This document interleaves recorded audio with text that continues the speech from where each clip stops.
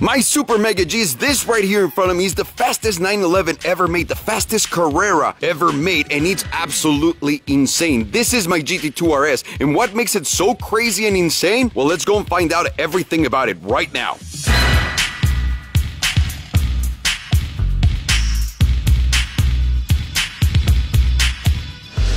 So what makes this car so special? And I think the first thing we need to do is understand what exactly we're looking at. This is yet another version of the Carrera. Exactly. The 911 that everyone complains and has been complaining for 50, 60 years that it looks exactly the fucking same. And when everyone does that, what they're not realizing is that Porsche isn't making a brand new car every year. They're just perfecting the one that they have. So after 50 years of perfecting your German knife, it's ready to slice through meat like crazy. That is the doctor of the track. That's that knife that's gotten so ready and so sharp that will cut everything and anything in its way. And the 2RS is the most extreme car Porsche has ever made.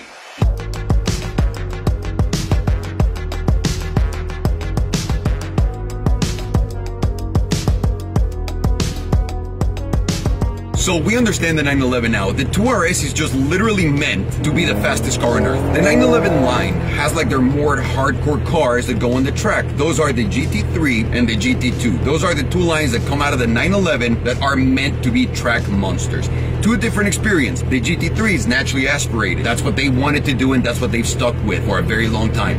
The GT2 is the turbocharged one. So anytime you think about madness, the GT2 is the one that's going to have it. The GT2 line, as we know it, started in early 2000s, and it was known as the Widowmaker. It was a very scary car to drive because it's a rear-wheel drive car, just like this one, 6-cylinder, just like this one, 2 turbos, just like this one. It had a lot less power back then, obviously, and this one weighs a lot less now too, but it didn't have traction control, it didn't have stability control. It was literally a Widowmaker. That's what they called it, the Widowmaker. And in today's world, nothing in my eyes could be more exciting than being able to get the modern day Widowmaker and see what it's like. And this is why I was so obsessed with ordering this car.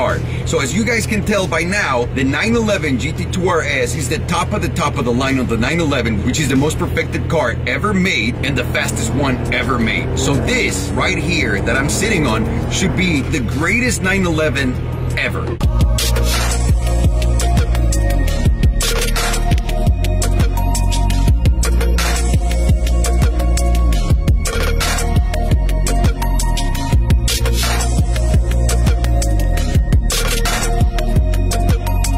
So now we're going to take a look at the car from the outside, and the first thing you're going to notice is all those holes, all those cuts, and all that carbon fiber that this car has, alongside with a ginormous wing on the back. Why? Because this is supposed to be an extreme car for the track, so it needs a lot of downforce. How did Porsche achieve that downforce? Obviously some active aero bits, but most importantly with cuts on the car. If you guys look at the front lip, this massive lip that sticks out so much is just to grab more air and keep the car more planted and cool it down too at the same time. It says GT2 RS really nicely right there, but the shape right here, really similar to the one of a GT3.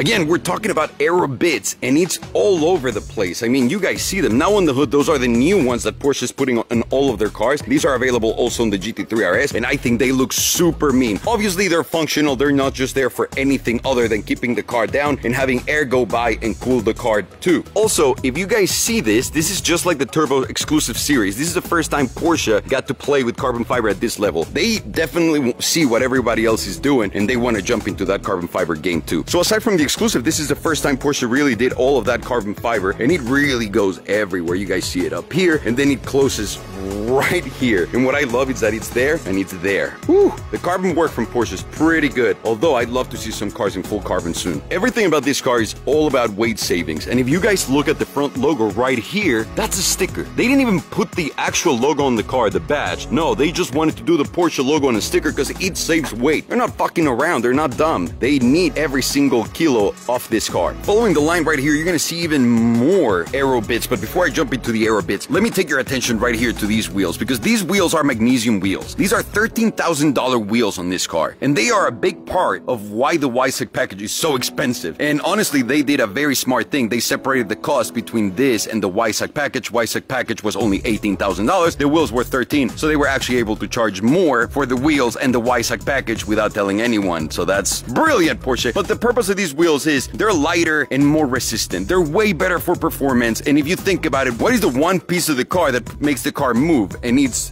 the tires. Whatever you're putting on the ground, that's what really makes the car go. So this is a very important part of this car. So you need the magnesium wheels in order to get the full WISAC experience. And I love that there's technology in those. The brakes are carbon ceramic brakes because they don't want the brake fade to happen on the track. You can go as many times as you want. They're noisy as shit like every other carbon ceramic brake, but god damn it, do they stop the car. And from the wheel, let me direct your attention into the louver right here, which is gorgeous carbon fiber. Really gives it a whole different feel, making it so long like this, so that no air gets trapped in here. There's no turbulence on the front, and the car can be planted as fuck, so not letting any air get trapped in there. So all the air is going to flow through here. You're going to see the side skirt, which is made just exactly the same material that the bumper was made of, and then some carbon fiber mirrors, which are optional, and then you're going to see this right here. That's an other air intake for the engine and for the car to keep down and cool. But before that, let me show you something really cool. These new Porsches, these new RSs, have this beautiful back. Even the GT3 has it. The air comes from there and then keeps the car planted while the engine is cooling down, and god damn it, that huge wing, god, whoo. So everything is all about those things. Aero.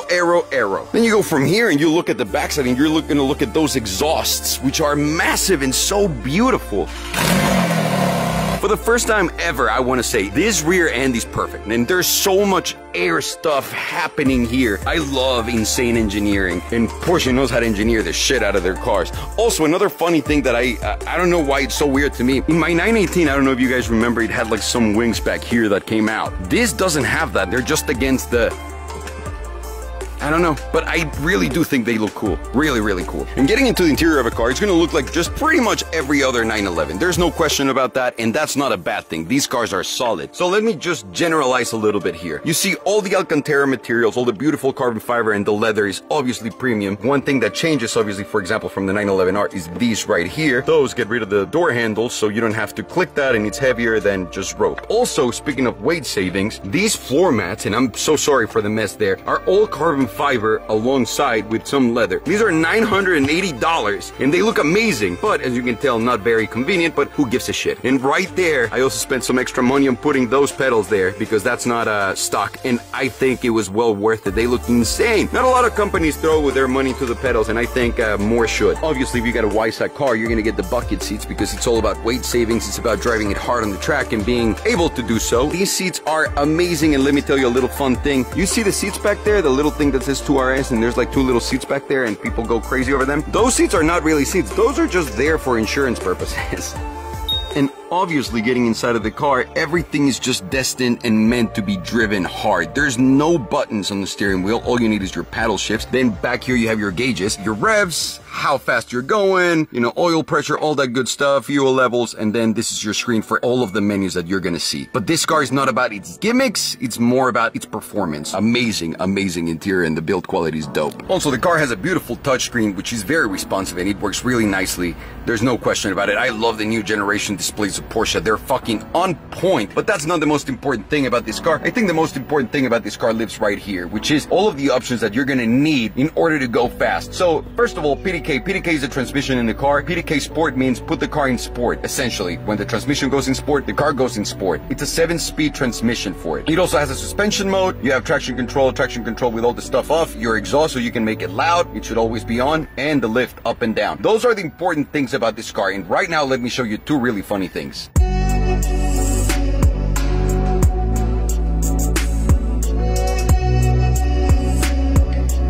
And just like the BMW M4 GTS, which is one of the most hated cars today, this car also has a distilled water tank. That's right, I don't know how many miles you have to go through in order to keep refilling the whole thing, but this is just not my thing. You gotta keep adding more stuff to cars now. I think it's funny and it's honestly sleek as fuck looking, but not my thing. And the second one is I had to get an extended fuel tank. And why? Every single car maker is obsessed with weight saving, so they're trying to save some weight, but every car has such a small tank. The 720S, the AMG GTR, the Huracan Performante. It's not fun. Thank you, Porsche, for doing the extended tank. Honestly, it's really well worth it, but I'm just gonna shut my mouth and let's go drive it, because that's what this thing is all about.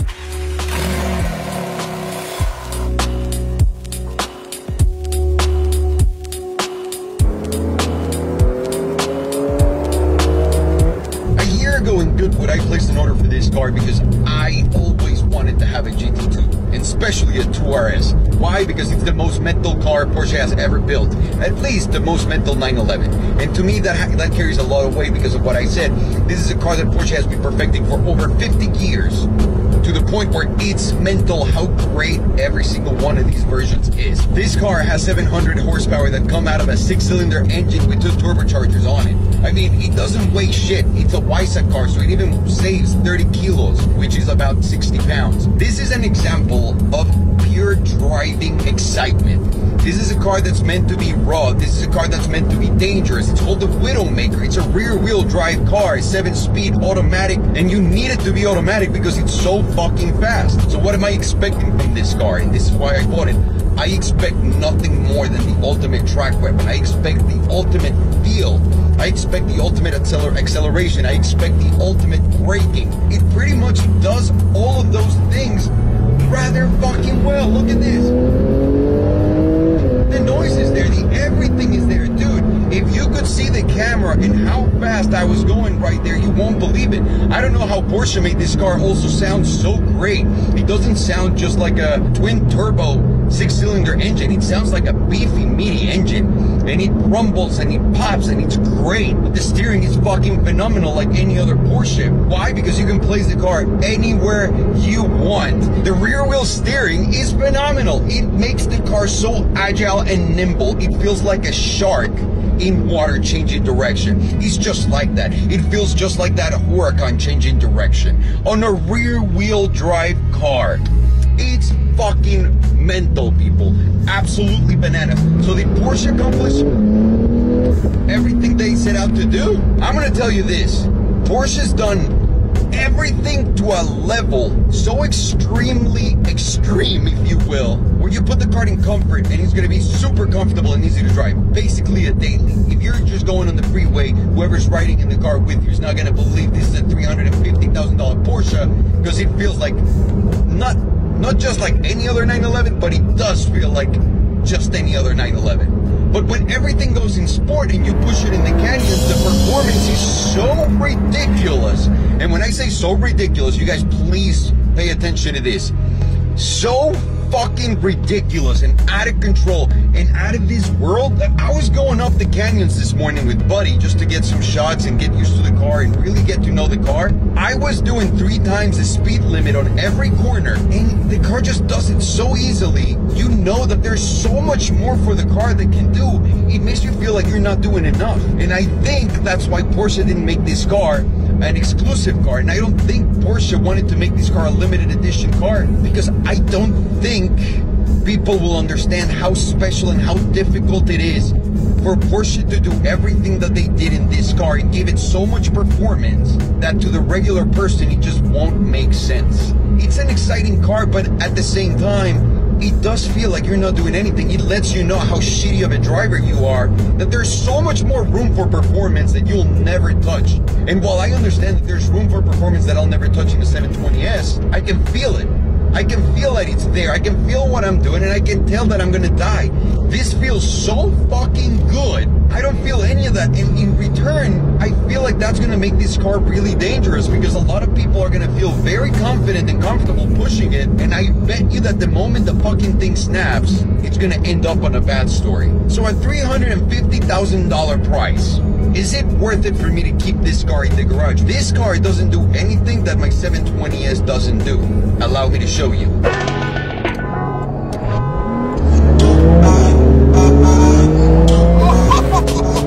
Oh my God! Goodbye!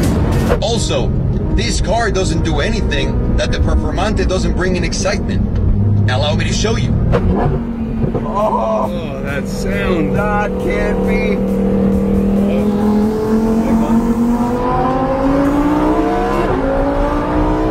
Oh my God! What? So let me ask you this. Porsche made this a limited run for a year for the car. Is it worth keeping over the other cars? Is it more exciting and raw than the Performante? Nope. Is it faster than the 720S on a straight line and on the turns? No.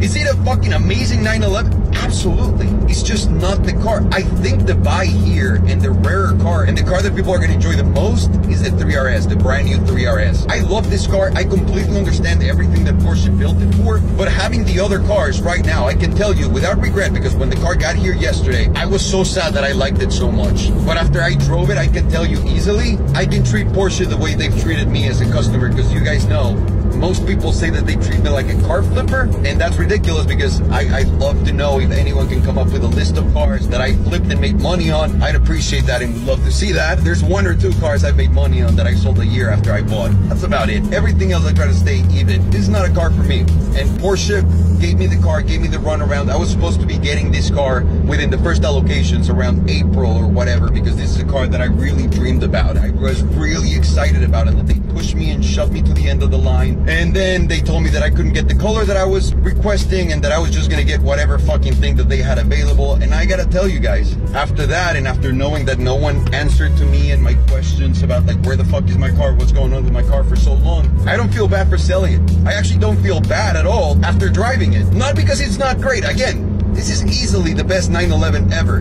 But is the best 911 ever the best move for Porsche today?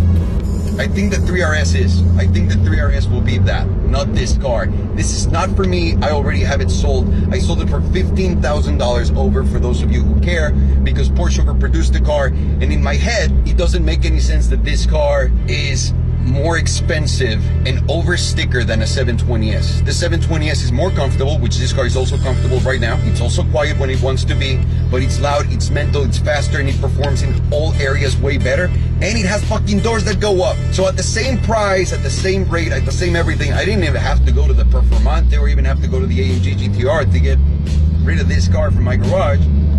All I had to do was look at the McLaren. Mind you, McLaren also won't sell me special edition cars or anything, and I fucking hate them as a company and love their cars. The AMG GT-R is the best car for your buck performance-wise, and the Performante for excitement. This just falls right in between for everything. Now that makes total sense as to why Porsche didn't make this the special limited edition car that everyone wanted it to be. Because for the first time ever, and this is mind-fucking, guys, we have a car that's so good that it makes you feel irrelevant sitting behind the wheel of it. And I'm just gonna leave you guys with that. Porsche, thank you very much for all the years of good fun. I absolutely love your cars. I love your Carrera GT. I'm gonna keep it. I'm not an idiot. I'm not the guy that fuck Nike and burns his own Nikes. I'm not that guy. But I also don't have to put up with anything and anyone. And if I'm paying someone $400,000, I want it in the way I wanted it, and I want it in the color that I wanted it. Not at your pace, and not changing everything in my plan, and not throwing publicity your way, because it's weird how whenever it's positive and I just say positive things for a full year, no one gives me anything. But the moment the fucking asshole comes out, y'all get fucking bent over and just go, please just let me have it. I don't understand it. I'm not here to treat you guys like that. I'm just here to fucking do what I'm supposed to do, which is give you an unbiased opinion as to what this fucking car is and how I feel about it. And dead serious, the best 911 ever made. Is it the best move ever for Porsche? I don't think so, and I know because of that you guys think this is a little compromised of a review, but this is honestly the most honest one that I've seen online. So, I want to leave you with that, guys. Hope you enjoy. My name is Alejandro, and I think this is a car channel. Take care.